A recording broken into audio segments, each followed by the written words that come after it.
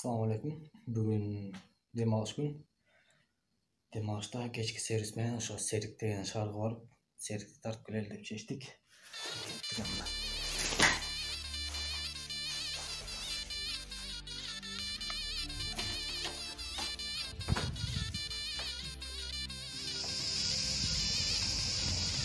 Hozir 4:30da servis keladi, avtobus. O'shaga yetishib qolish kerak. Bu yoqda qo'shni otelning servislariga yetib boshladi avtobuslari. Hozir bo'lsa biznikida kelib qolish kerak. Orada bekle bak. Kaçırma. Git başlattı, hiç avtobuslar.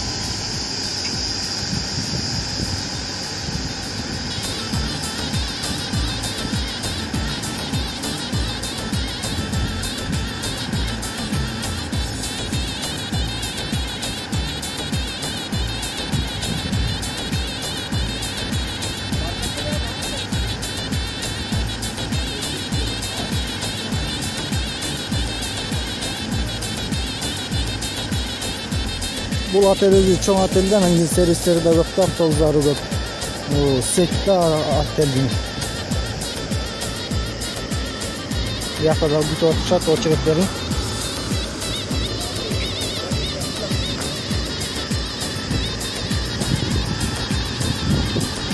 Қатар менен geçetkende барысы. Ақырқысы кетті. Gloria деген чоң отель. Bizimkiler de gelip başladı.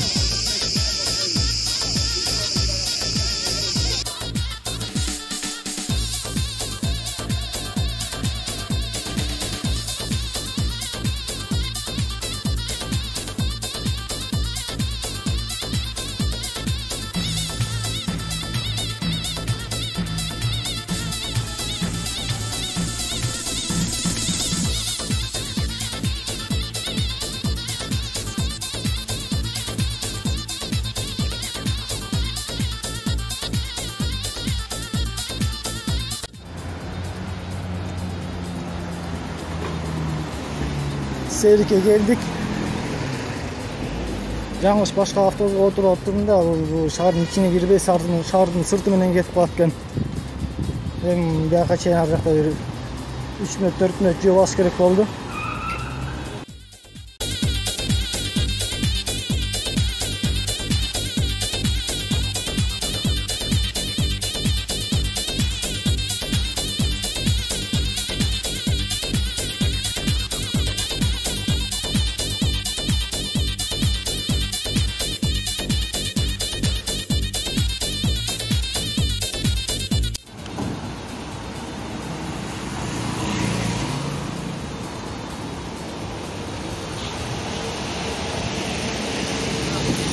De facto harcanlar var 2-2.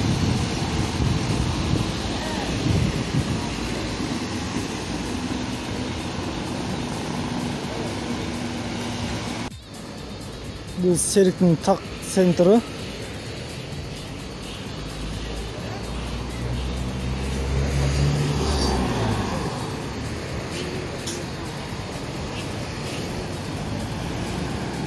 Çınar altı деген ушул жерде, ama o Çınar бакты айтылат окшойт. Çınar altı деп коюшат ушул жерди. Чоң мечит. Бул жак болсо Забита дейт. Забита биринчи видеомда айтылган эмне экен. Бул жак болсо парк. Кечинде да келип көрөбүз, кандай болот. Кечкисин дагы кооз болот да. Жарыктар күйүп.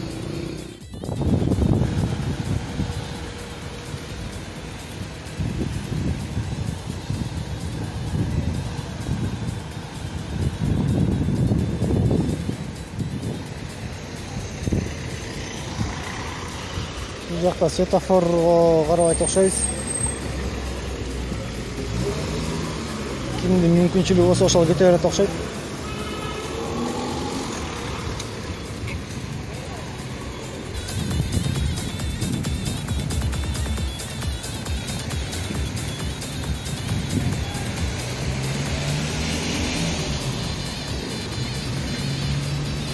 Бул Сериктин ошо центральный көчөсү. негизгиси ушул жактан баштап могу көчө акырына чейин башталат да. Негизги соода түйүндөр ушул жакта, бияктан алтын саткан жерлер. Баса ошо алтын саткан жерден дагы акчаны алмаштырса болот экен буларда. Алтын саткандар обменка болуп иштеп кете берет экен да.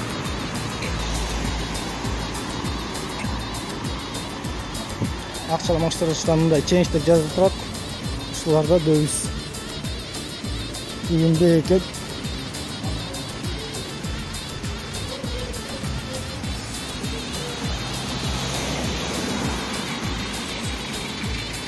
Негизги магазиндер ушул көчөдө жайгашкан да. Могу Салы Пазар деген магазин. Канча 3 же 4 этаж болуш керек. Мин түркүндө бизче айтканда. Ичинде бар жоктун баары мула-мойка, косметикадан баштап кийим-кечек, идиш-аяк, инструменттер ар кандай үйгө керектүү.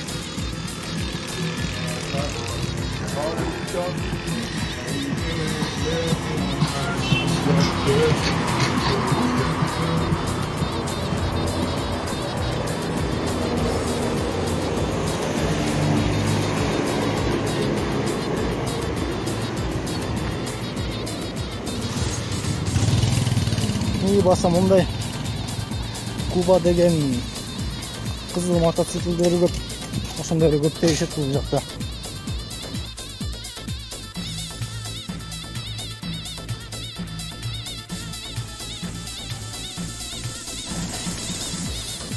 И ортодо Мустафа Ататürk турат, Кемаль, Мустафа Кемаль.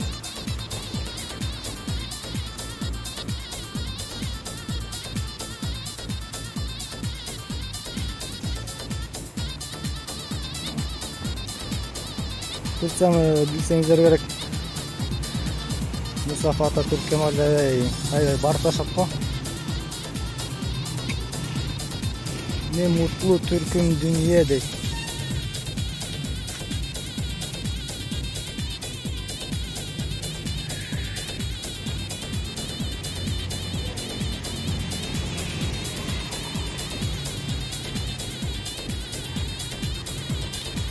Каан дейт, Каан. Каган болгон экен, мунун аты жөнү чыгып калыптыр. Аттила дейт.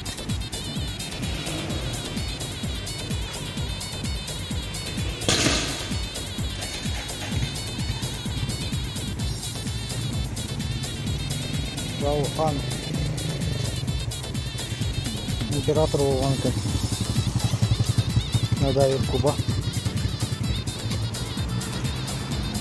Şunday yer güzel.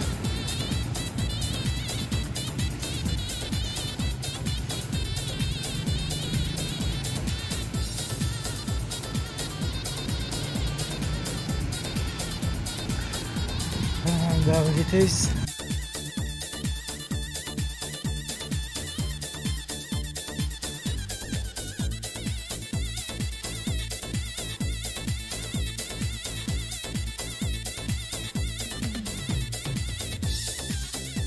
Бул жак мэрия Акимовка ушундай жерге окшойт да.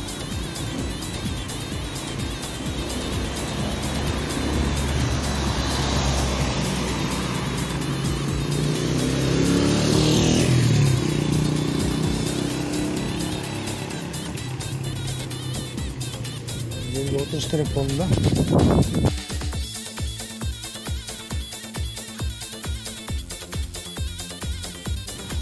Yaxşı gölökö salkın жеркен ушул жер. Биякта дагы Ататürk мезгилдиги турат.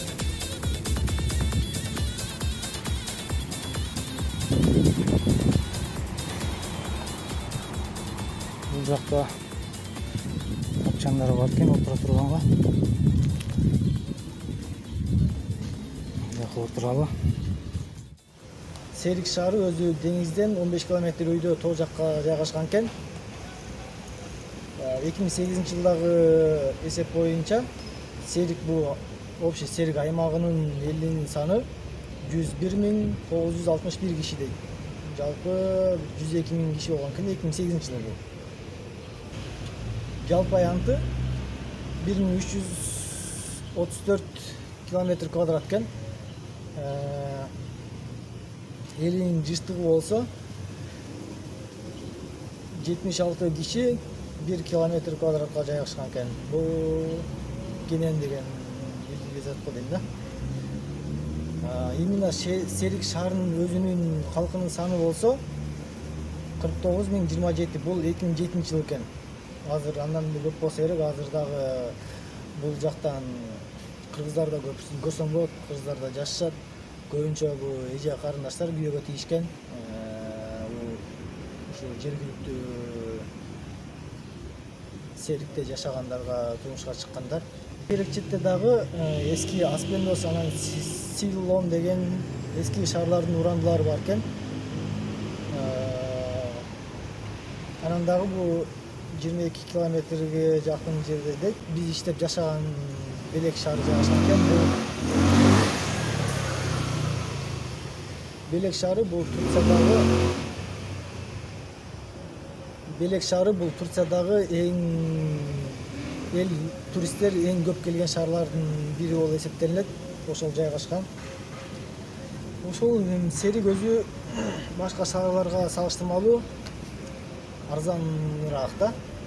Анткени бул жакта туристтер аз, көбүнчө жергиликтүү элдер эле. Анан кийин бизге окшогон ошол отелдерде тегерекчетте, Белекте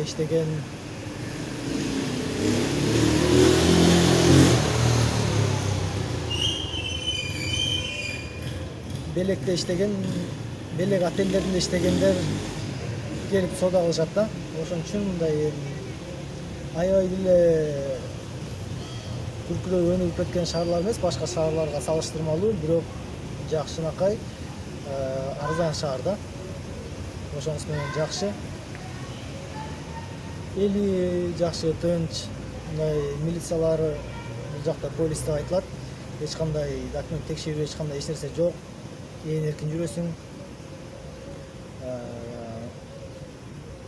Центральный көчөлөрү, борбордук көчөлөрү тазаланган.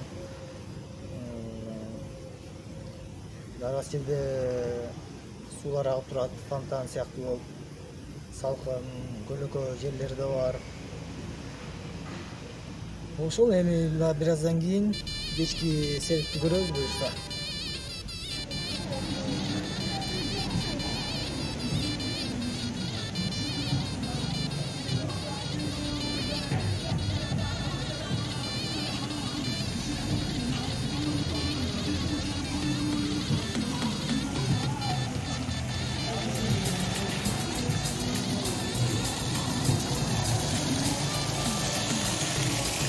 Бул жак кечкисин жайма базар болуп калган да мындай.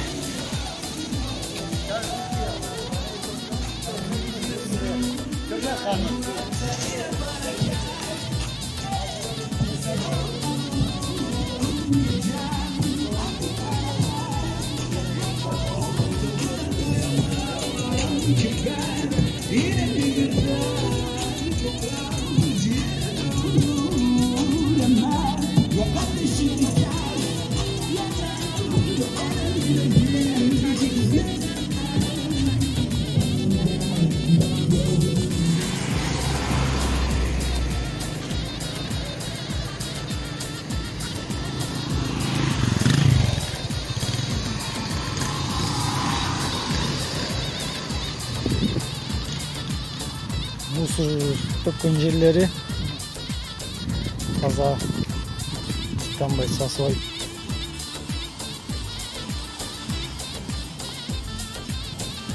Бул балдар аянтчасы экен.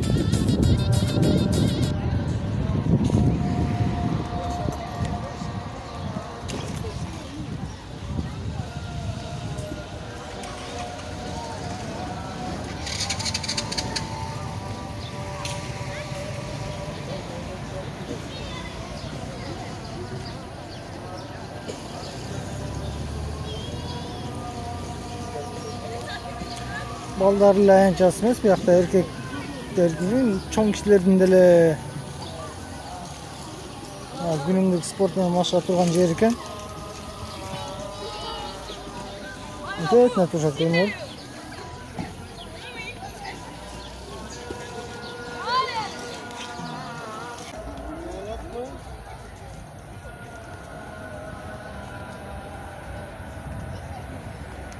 Өзгөчө экен. Шатнакай.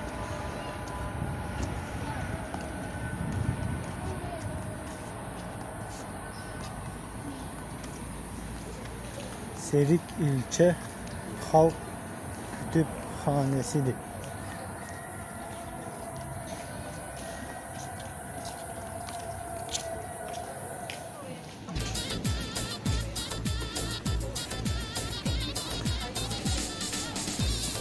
Бул көчө көбүнчө тамак саткан жерде.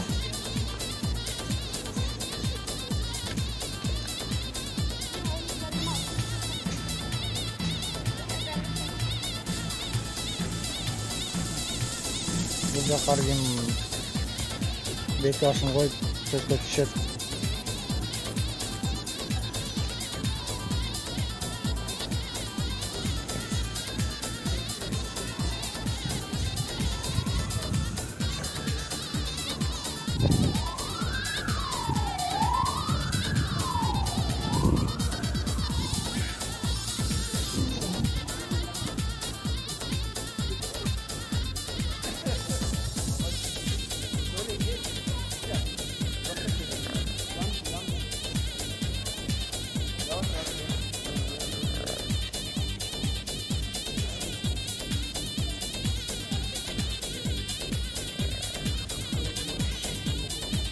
Hey.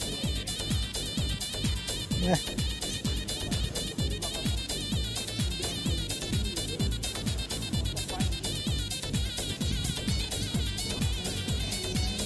Oldu. Koy.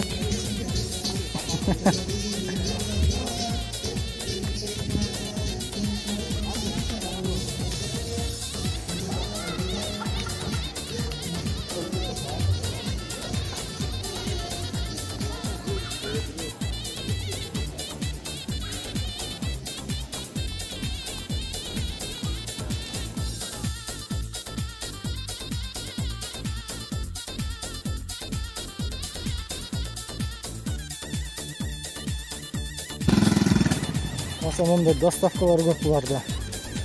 Ар бир кафешканын өзүнүн доставкалары бар да.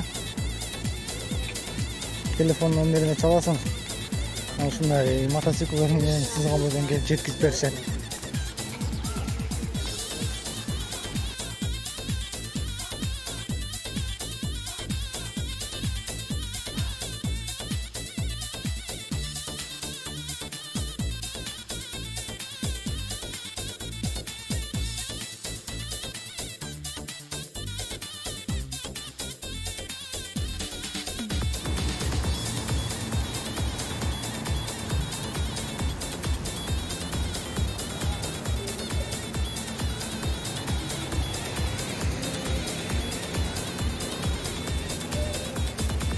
Bu Karadeniz'in Центральный көчөсү.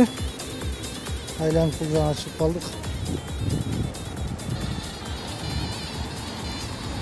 Булардын ошо көбүнчө көчөлөрү биздикиндей мындай бири-бирине параллель эмес да, түз кетпейт. Кышыгып отуруп же Центральный көчөдөн алсак кетесиң, же параллель сол жака чыгып каласың да, ушундай.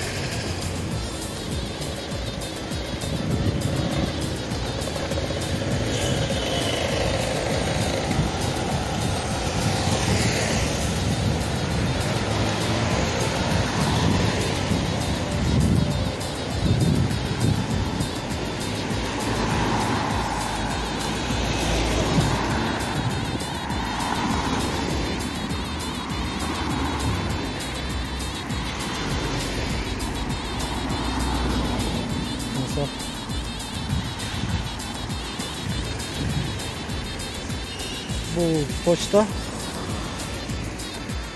tutu деп коет поштасы. Бизче почта. Көбүнчө акчаны Кыргызстанга ушул жактан салышат да. Ушундай почталардан салышат. Анткени банктардан которсоң кызмат акысы кымбат болуп калат экен да. Почтадан кадимки эле банктан которгондо эле салып ийбиз. Kırgızстан'dan bari эле ошо каалаган банктан алып алат да. Колдонулбаган, кийилбеген кийим-кечектерди ушундай жерлерге алып келип салып таштаса болот экен да. Андан өкмөттүкү деп жазылып турат. Балким ошо өкмөттүн кишилери чогултуп кайра ошо муктаждарга таратат окшойт да. Анан таксилер буруштарда отурушат да, биздегидей телефон чалып чакырбайт. Телефон чалып чакырасың, бирок булар ушундай буруштарда отурушат да, офистери ар кайсы буруштарда. Анан дагы офиси жок жерлерде мындай кичинекей столбаларда кнопкалар болот. Ошол кнопкаларды бассаң, ошол жака таксилер келет да. Бул жакта мисалы ар бир жердики өзүнүн таксистери болот да. Биздегидей ар кайсы фирма ар кайсы жерге токтой бергендей эмес. Баары ушундай сары түстө болот. Анан мисалы үчүн могу Серик такси коп дейт да, мунун аты ошондой экен. Бул жакка башка фирманын таксилери келип токтобойт да.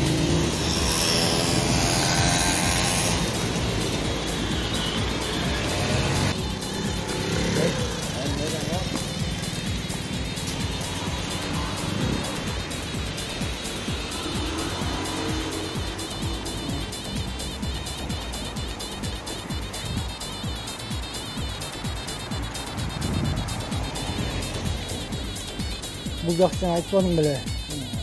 Көбүнчө жергиликтүүлөр жашайт. Бул жак туристический жер эмес. Ошонсо дагы бирок жолдору мындай асфальт.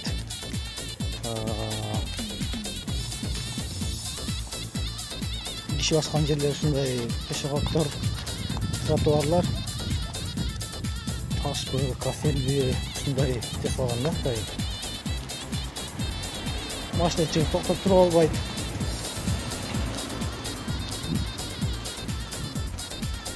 Даже жакын жолу ушинтип мындай кызыл ограничительдер орнотулган экен да.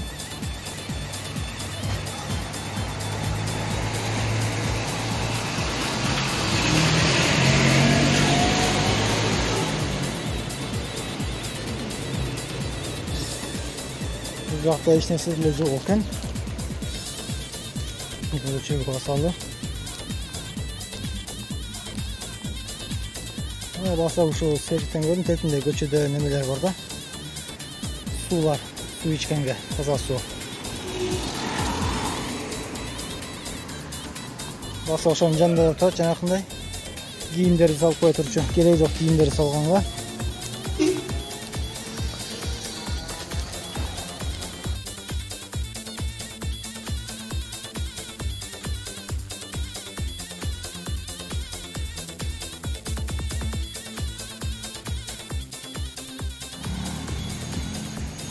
Жана айтпадым бу көчөлөр параллель эмес, кыйшык-мыйшык деп, четен-кети көчө. Мындайдан келдик да, кыйшык. Келип бияка ийилип кеткен. Же бияка ийилип кеткен, бул көчө барып дагы жактан эки ачекей болуп кеткен. Бири оңго, бири солго болуп. Мына көчөлөр кыйшык да.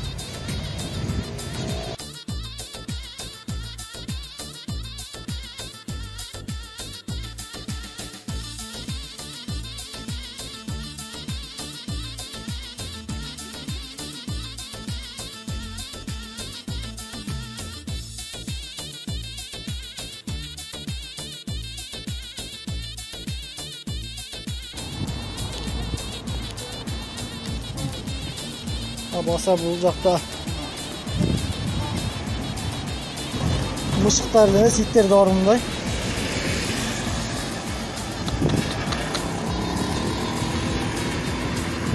Суу ичкен жер.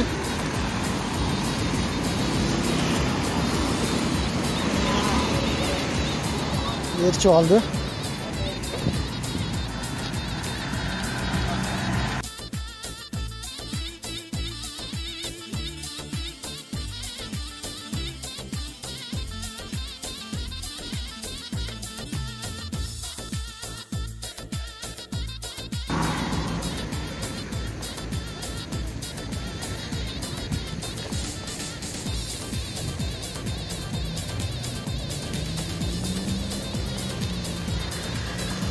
Bakıyorum da tapçan olup deset kalıp desap koyarken elleri salып oturganга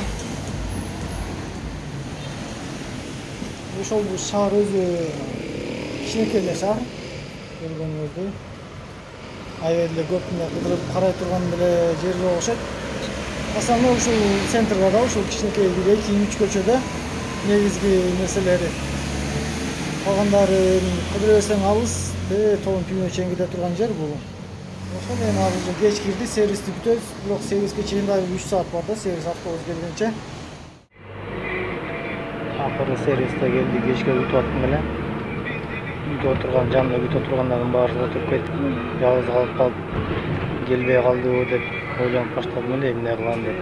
Келди. Келип отуруп кетип бартам эми буюрса.